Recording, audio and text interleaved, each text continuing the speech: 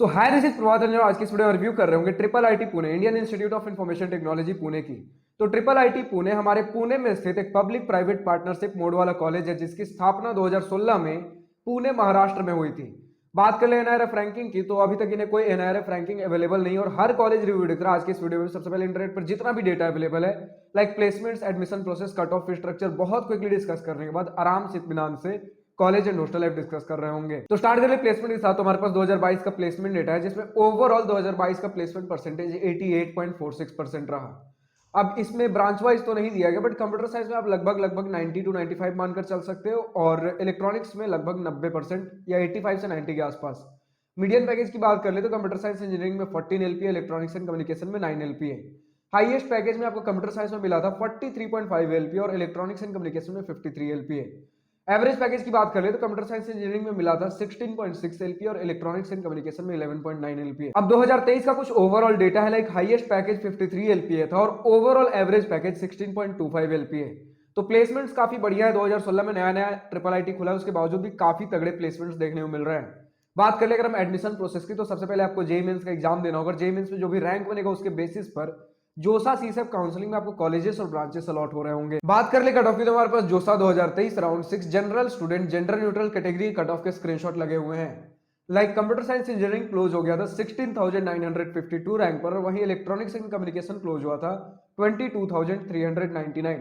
अब अगर आपको हर राउंड, हर ईयर, हर कैटेगरी कट ऑफ चाहिए, तो आप कॉलेज प्रवेश की वेबसाइट पर विजिट कर सकते हो। बात करें फी स्ट्रक्चर की, तो आपके सामने डिटेल्ड इंस्टीट्यूट फी, ट्यूशन, हॉस्टल फी का स्क्रीनशॉट लगा हुआ है। मेस फी हमारे पास अवेलेबल नहीं था, तो मैक्स टू मैक्स मेस फी हम पर सेमेस्टर 20,000 रुपए मानकर चल रहे होंगे। तो इन टोटल अगर हॉस्टल में सब कुछ मिला दे तो आपका 4 साल का बीटेक 12.5 से 13 लाख में निपट जाएगा।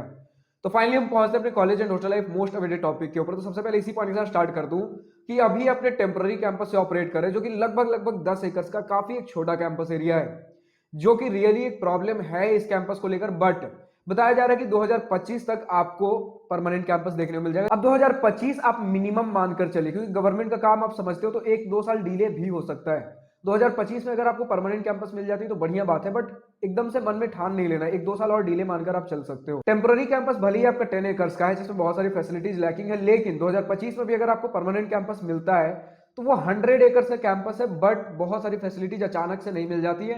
धीरे धीरे फैसिलिटीज मिल रही होती है। आप परमानेंट कैंपस में शिफ्ट होंगे, उसके बाद धीरे धीरे और भी इंफ्रास्ट्रक्चर पे काम होता है। तो अब मानकर चल सकते हो अगले 6-7 साल, 8 साल में आपको फैसिलिटीज उतनी प्रॉपर अभी भी देखने को नहीं मिलने वाली है, चाहे आप अपने टेम्पररी कैंपस में हो चाहे परमानेंट कैंपस में हो।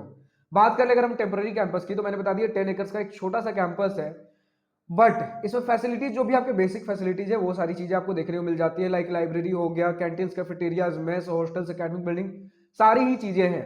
एकेडमिक बिल्डिंग में पुअर एकेडमिक बिल्डिंग इंफ्रास्ट्रक्चर बताया जाता है, मतलब बहुत कुछ बहुत शानदार आप नहीं समझ सकते। जैसे बहुत सारे हमने इंफ्रास्ट्रक्चर देखे कुछ आईआईटी, एनआईटी, ट्रिपल आईटी के, जो नए नए अपने कैंपस में अभी डेवलपमेंट कर ही रहे थे। तो भले ही बहुत सारा इंफ्रास्ट्रक्चर नहीं था, बट एकेडमिक बिल्डिंग बढ़िया देखने को मिल रहा था। बट इस इंस्टीट्यूट में हमें एकेडमिक बिल्डिंग से भी शिकायत सामने आ रही है कि प्रॉपर एकेडमिक बिल्डिंग नहीं है। मतलब बिल्डअप है लेकिन फैसिलिटीज प्रॉपर अवेलेबल नहीं है एकेडमिक बिल्डिंग में। बात कर ले अगर हम अपने हॉस्टल्स की, तो आपको ट्रिपल शेयरिंग रूम्स देखने को मिलने वाले फर्स्ट ईयर में, बट फैसिलिटीज ठीक ठाक बताई गई है हॉस्टल्स की। मेस में खाना एवरेज उतना कुछ खास नहीं बताया गया, बट 3 टाइम खाना आपको नसीब हो जाएगा।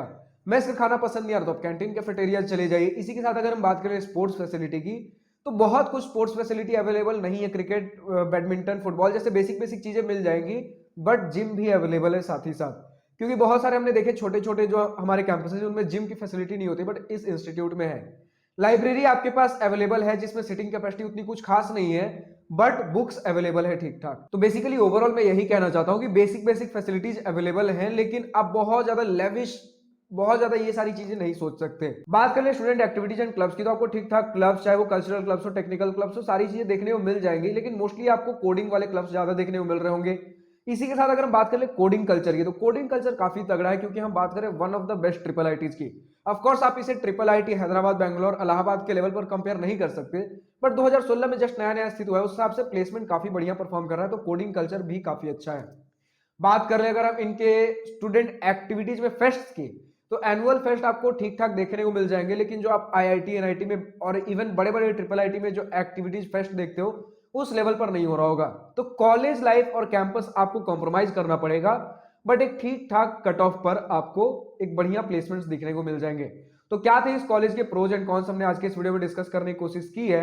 आप कमेंट सेक्शन में लिखकर बताइए और किस कॉलेज का आपको रिव्यू चाहिए। आज के इस वीडियो में इतना ही। अगर वीडियो पसंद आई तो लाइक शेयर सब्सक्राइब दिल खोल कर कहिएगा, और अगर कुछ दिल की बातें, कुछ मन की बातें लिखकर बतानी हो या पूछनी हो तो कमेंट सेक्शन आप ही के लिए तो है।